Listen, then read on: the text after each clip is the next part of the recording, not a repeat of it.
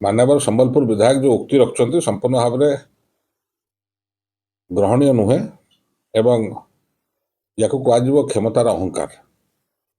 जदि जड़े व्यक्ति खासकर जदि जड़े से कौन दलर वरिष्ठ सदस्य हूँ पॉलिटिकल लोक हूँ सी जदि देशर सर्वोच्चतम न्यायालय डिसीजन को पालन करूना से कौन वार्ता दौरान कि भारतीय जनता पार्टी विधायक मैंने आईन ऊर्ध्वे।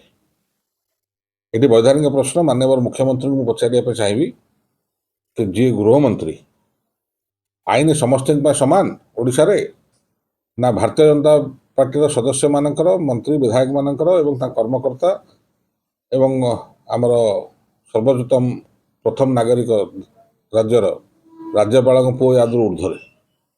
ये प्रश्नर उत्तर सीधा सड़क माननीय मुख्यमंत्री जी गृह विभाग दायित्व अच्छे सी रखा उचित एवं ओडिशावासी को एवं पुलिस विभाग को खास करी एटा स्पष्ट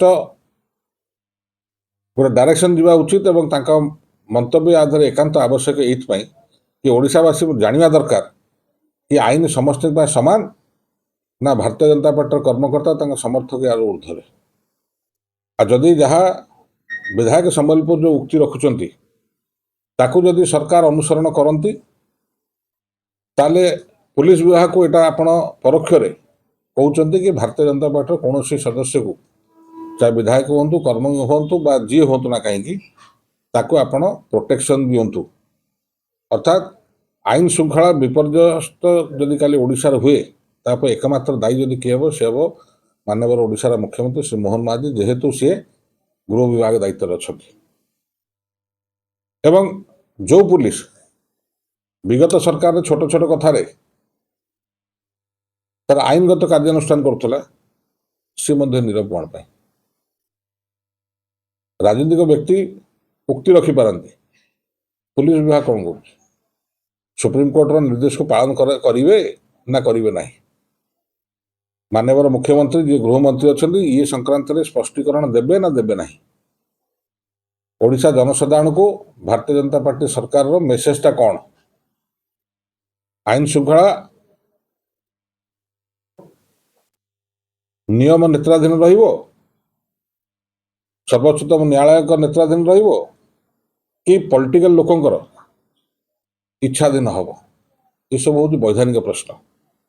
गोटे आड़े सरकार कहते 2.5 मासर शिशु जदि यह हुए तो सबुजा बड़ विपर्य ओडिशा पे आसो या कि पुलिस आईन श्रृंखला रक्षा करिवारे सक्षम हम ना।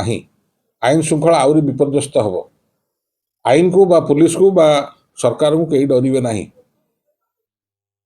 आटा स्पष्ट मेसेज जीव कि ब्राह्मण पुओ माकड़ माइले दोष नहीं।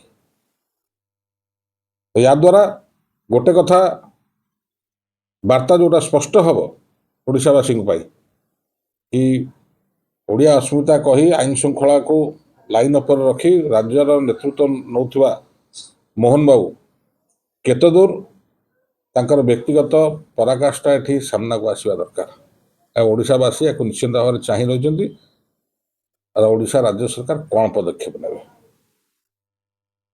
धन्यवाद।